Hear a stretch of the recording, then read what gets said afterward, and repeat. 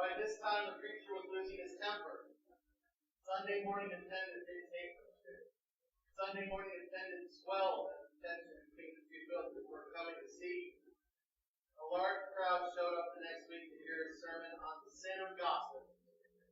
And would you believe the song leader selected, I love to tell the story. They're telling me my mic wasn't on. Now there's no turning back. The following Sunday, the preacher told the congregation that unless something changed, he was considering resigning. The entire church gasped when the song leader asked them to turn to number 242. Oh, why not tonight? That just cracked me up. Truthfully, no one was surprised when the preacher resigned a week later, explaining that Jesus had led him there and Jesus was leading him away. The song leader could not resist. He smiled as he asked the congregation to stand and sing. What a friend we have in Jesus. What's that got to do with our sermon today? Absolutely nothing. It was just for fun. Exodus chapter 31, verses 12 through 18.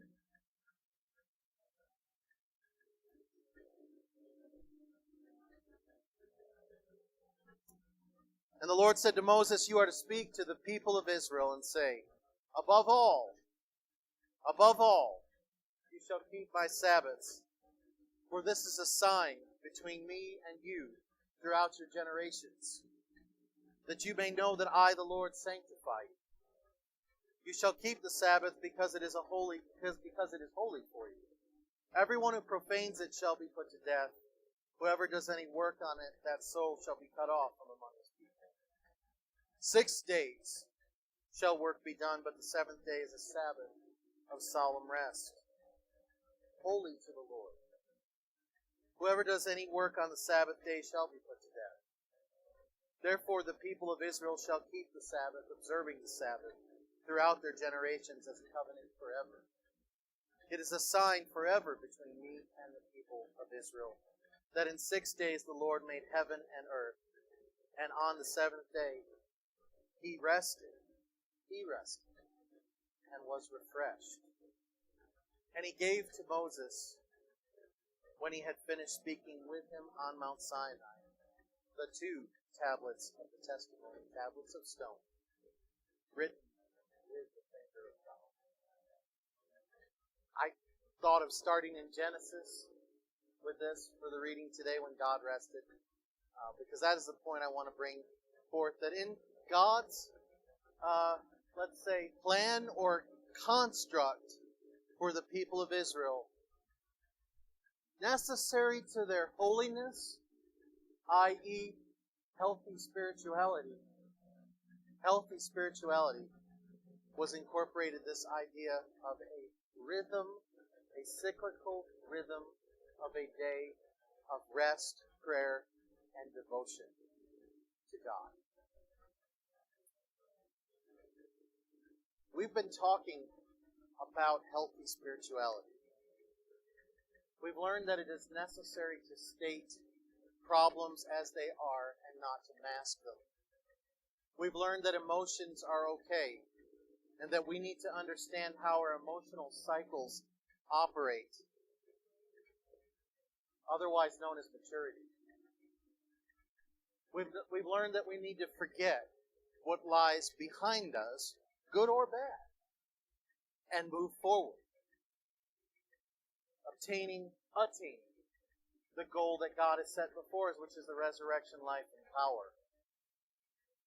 We've learned that power, control, being a control freak, undermines our spirituality.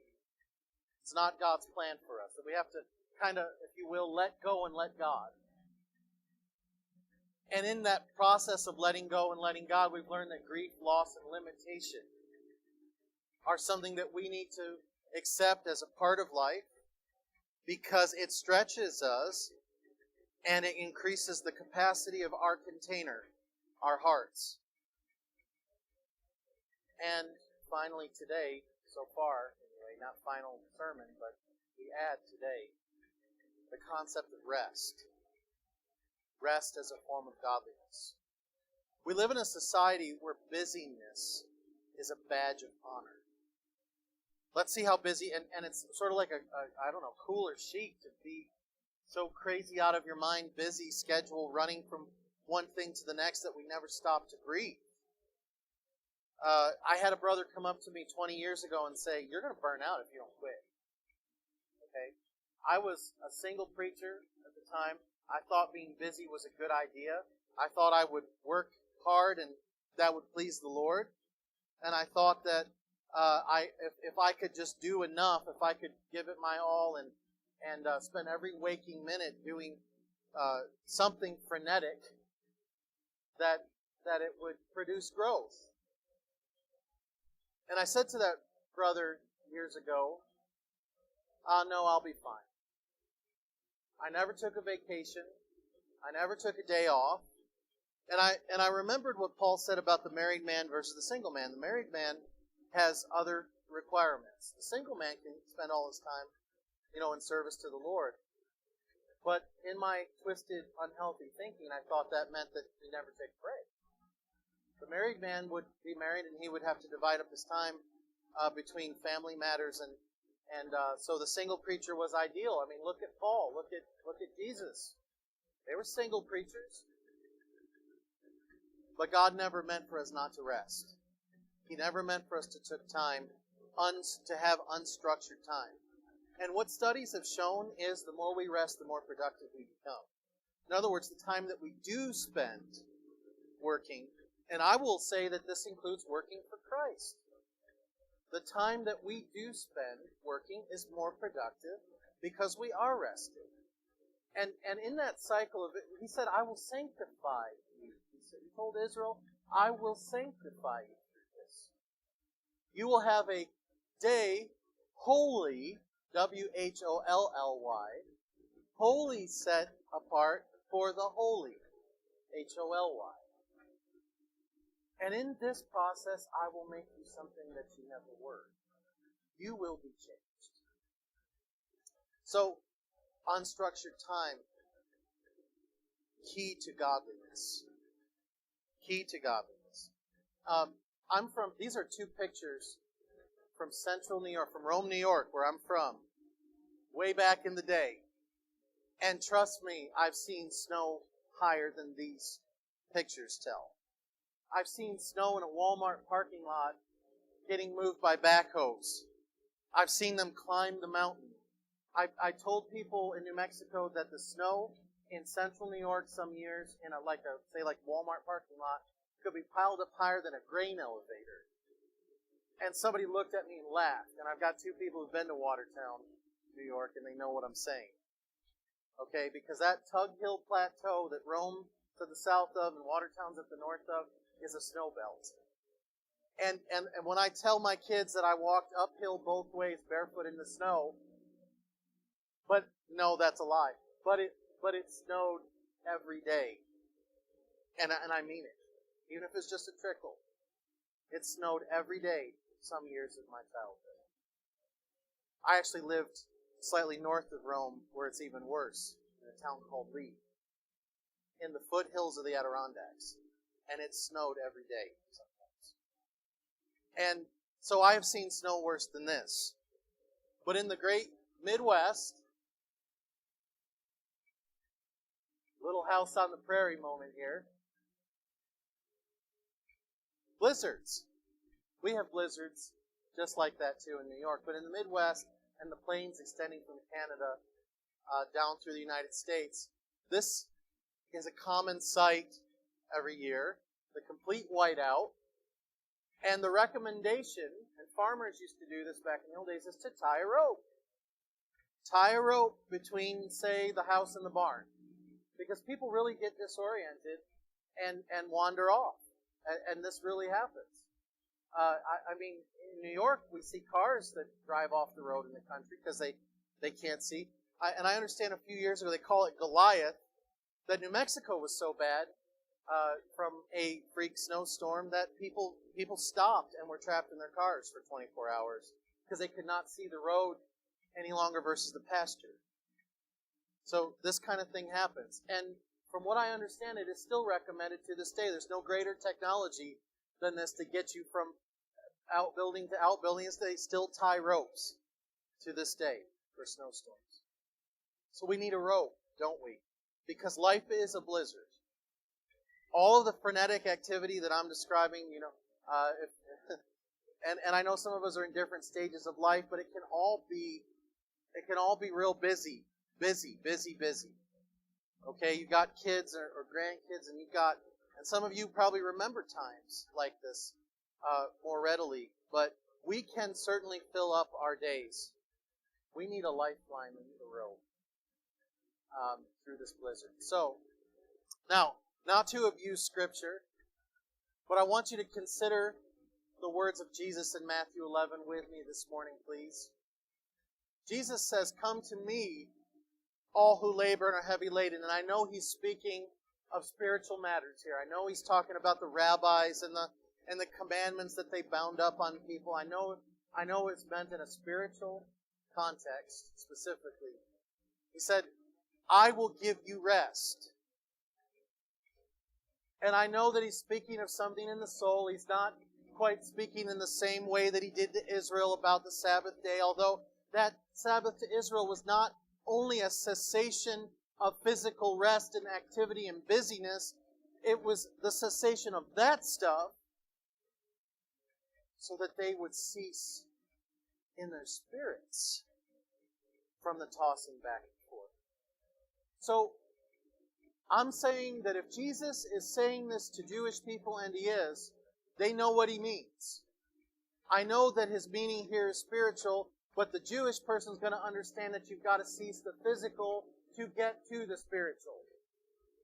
There's too much going on in our lives. And I know he means to take on the rabbis with this. But take my yoke upon you. Learn from me. So we're going to look at a couple of texts in a minute. We're going to learn from his example. Because you're going to see that Jesus practices this himself. I didn't put them all up there. Just a couple. Take my yoke upon you, learn from me, for I am gentle and lowly. I'm not a hard taskmaster, God says. I'm not exacting and unyielding. After all, he's the one who invented rest. He invented it. And he promises it to us. You will find rest for your souls. My yoke of teaching, my teaching is easy. My burden. In comparison to all the religions of this world. I found it so. And so, you can get a rope, but you also got to get a boat. You remember here in Mark 6, this moment when the crowds are just surrounding and the apostles returned to Jesus and told him all that they had been busy doing. See? They've been frenetic. Been all over the place working so hard for Christ. And they taught, and he said to them, "Come away by yourselves to a desolate place and rest for a while." There you go. You've got to cease the physical to feed the spiritual. Everything that we read in the Bible, we've got to understand what was said before. They know this. I will sanctify you by this. Come away by yourselves to a desolate place. Rest for a while. For many were coming and going, and they had no leisure even to eat. And they went, so what do? They jumped in a fishing boat. They had to row themselves out to the lake to stop the crowds from accessing. So get a boat if you need to. Get out. Pull yourself out of the humdrum. Pull yourself out of that and be with God. And bring a fishing pole with you. If that doesn't hit home, well, you need to just get a life. Psalm 127 describes a spiritual life. Unless the Lord builds the house, Those who build it labor in vain. Who is building your house? Who is building your house? When David thought he would build a house of prayer, God said, "You're not going to build me anything. I'll build you a house." Those who build it labor in vain when the Lord is not building it. So who can bless our work? And how much work does God need in order to bless us? Just a seed, I thought. Unless the Lord watches over the city. By the way, this is not any kind of let's be sluggards, let's be lazy, let's be unattentive. That's not what we're talking about here. It's one of those things about like grace versus works kind of moment, okay? It's not absent of all work. 6 days shall you labor and take a day off. Okay, so he says here, it is in vain that you rise up early and go late to rest, eating the bread of anxious toil. We're so anxious because God's blessing is sleep. See that there? Or rest. It's ridiculous for us to be so anxious and so worried and so frenetic and so busy. It's time to rest. Because like we've talked about in past lessons, for example, we can't stave off tragedy. We can only get prepared and strong for it. For it will happen. We can't change anything about what will come. What will come will come. But we can be charged spiritually for the time. Instead, all of our anxiety and stress and activity ends up draining us, and then when difficult times come, we don't have the strength to do anything about it. We're not ready because we're totally depleted. We spend all our time, instead of rejoicing here in the moment and being mindful and living in this moment. I'm not saying never have any future planning. We've covered all of that. But we're thinking about being somewhere else, doing somewhere else, not having enough in this culture of scarcity. Okay? We're being depleted of the moments now that should be strengthening us. We're somewhere else. Instead of right here, right now. Rejoicing. That's the same idea. Because unless the Lord is watching over my city, I'm watching in vain. I can do nothing apart from Jesus. Behold, children are a heritage from the Lord. And I started thinking about that.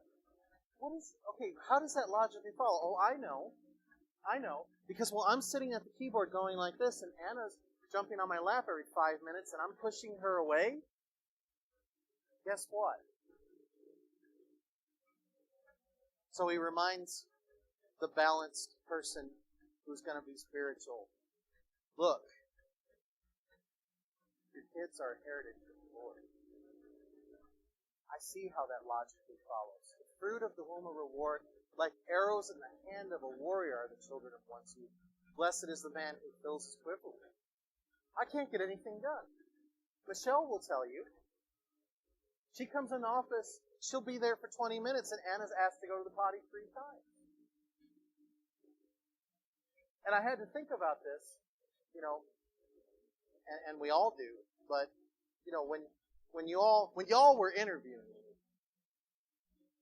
I said, I got to tell you, we had an Abraham moment. We're in our 40s, We have a toddler right now. And I said, I just want you to know, we're coming to Sierra Vista. Christine's going to be working out of the house. Guess who Mr. Mom is going to be? And, your grandparents, most of you, and you're doing great with it. You got it. When you come and see me in the week, you know that Anna's right there. She's going to be there. And that's okay. And I had to learn to accept that probably more than you did.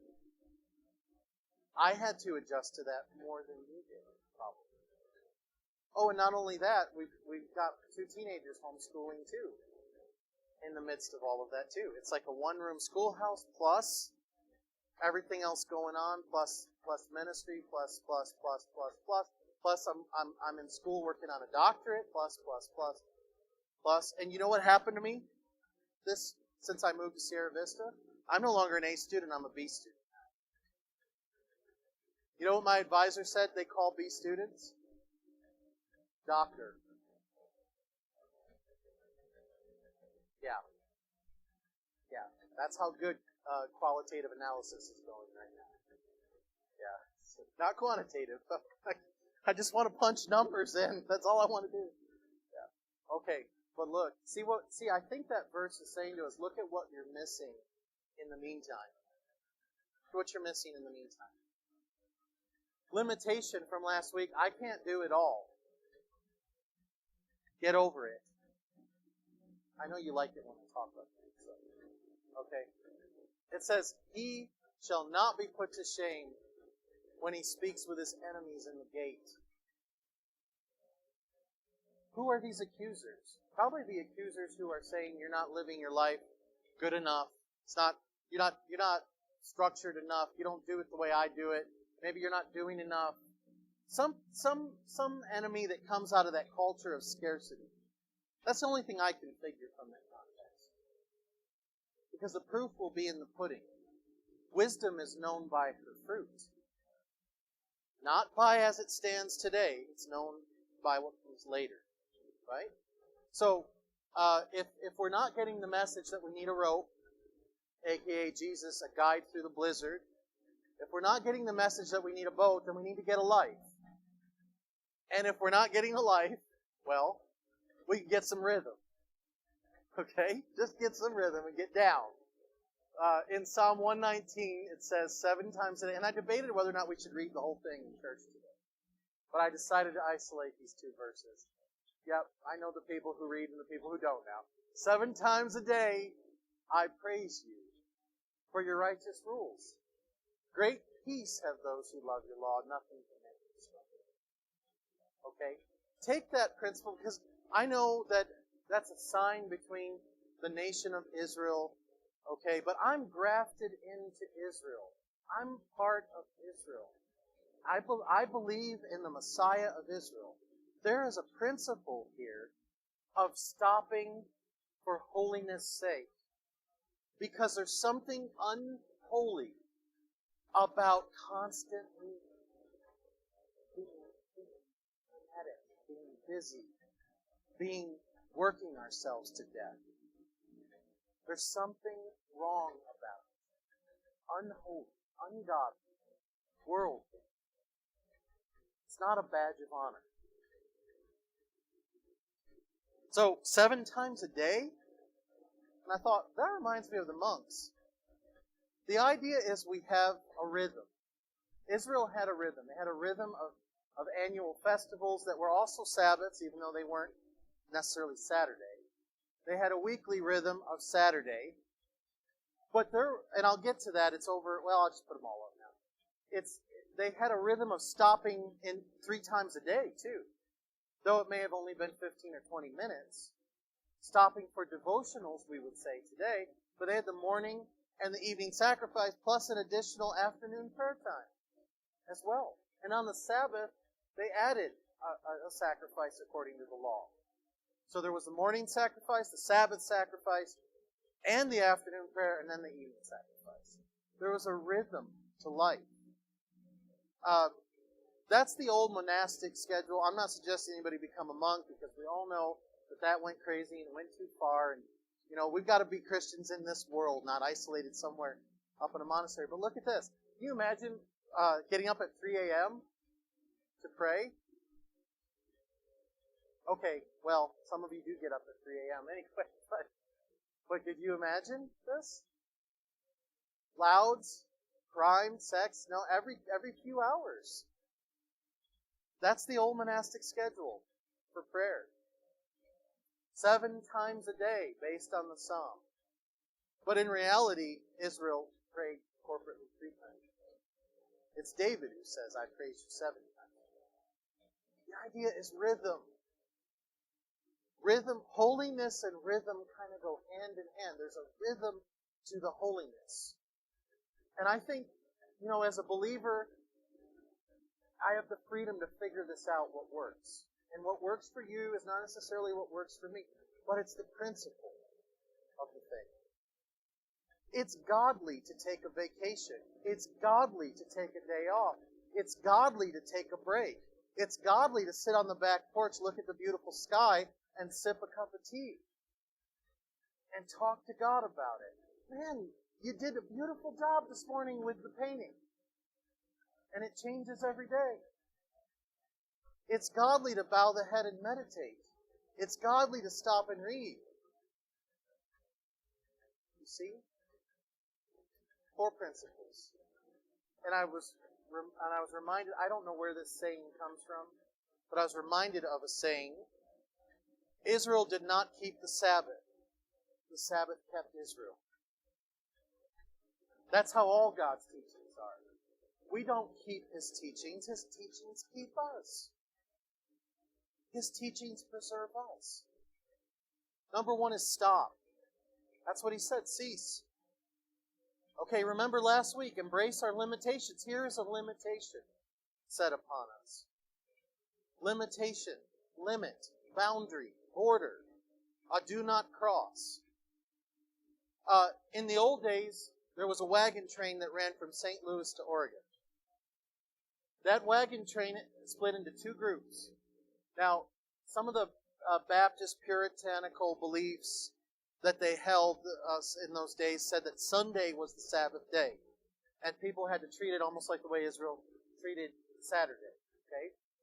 So the 2 groups split into 2 camps, 2 bands. One band stopped every 7th day on Sunday for them and observed a Sabbath. The other group just kept going. Guess who got there first? The one who stopped every week. This is a true story. So now you know the rhythm to our lives. We must stop. Take time to be holy. Speak oft with thy Lord. Right? Take time to be holy. This is part of emotionally spiritual health. Emotionally healthy spirituality. Principle number 2. Rest. Work, multitasking, worry. Sanctify the time. If you want to do what Israel did, there's no law. In Israel, they light a fire. It signifies this is the beginning of the Sabbath. It came down in modern times as 2 candles. Why 2? Because every time it's got to be a double portion on the Sabbath. It's symbolism. It can't just be 1 candle, it's got to be 2. But in the old days, the law was don't build a fire even on the Sabbath. You get everything ready. You do all your cooking, you get it all done, everything set up. You don't even light a fire. You don't strike a match. Let this time be holy for God. So the setting your fire up so you didn't have to do any gathering of wood or anything on the Sabbath, became in due course these 2 candles that Jews light on Friday nights. Separates new time, regular time from the new Sabbath time. But rest. Stop worrying. That's going to be harder than shutting off your cell phone. Shutting your mind off. For me, that's harder. Stop worrying. Stop making decisions. Don't sign the contract during that time that you set aside. Get off of Facebook or whatever you do. Don't work. Remember that time is passing and we will not get it back. That's why God warned us, our children and grandchildren are a heritage from the Lord. So rest. Backwards. To right. There's a command in Isaiah 58, verse 13. Call my Sabbaths a delight. Call it a delight. Don't begrudge it. Oh, I got to take this time off. Oh, I got to go to church. Oh, we got to do this. Okay, what's going on? And in church, I'm going to ask you a question. What is going on with not coming to Bible study? I'm not saying that to shame. Don't even go to the shame section of your heads. But what's going on? What's going on? You know who the miracle cure to our problems are? It's you, not me. It's not me. I'm not going to cure or fix anything. You are. Call it a delight. Call it a delight. A foretaste of glory that is up ahead. Call it a delight. And you know what? If people are going to bother to come, let's try to be delightful. All right? Like, let's actually make it worth their while that they're here. Like, be delightful. Call it a delight. Call our time together something to look forward to. I mean, a delight is something that you just savor, right? And, whoops, I think it's symbolic that I keep going backwards instead of forwards. Finally, praise and pray, contemplate. That's what the Sabbath was about. The Sabbath was not a cessation of all activity, a cessation of the humdrum, mundane activity. Remember when Jesus healed on the Sabbath and they came up to fight with him about it? He said, "My Father's always working." Even on Sabbath, it's the kind of work. Jesus even said in another place, what about the priests who work on the Sabbath? They're working. They're ministering to God's people. Okay, so it's the kind of work, the regular work, for profit. Okay, remember, we need a rope. And having that rope to cling to, that rhythm, right, is when the blizzards hit, is something we can grab onto, right? And so that rhythm of rest and time with God, just don't let, and I do this, I'm not perfect at this, by the way. I'm not standing up here as an accomplished person in this matter. I let a lot of things interfere. As hard as I try to have that family devotional, it is not easy. It is not easy to pull it off because of time constraints and all the things that people need to do. It is not easy to pull it off with the whiny pots that come to my table with their bad attitude some days. Sometimes it's not easy to pull it off with my bad attitude that shows up, and now I've got to kind of be the leader and go through the structured time. But, once you try to do anything that sanctifies the time, Satan is going to go wild at you. He will.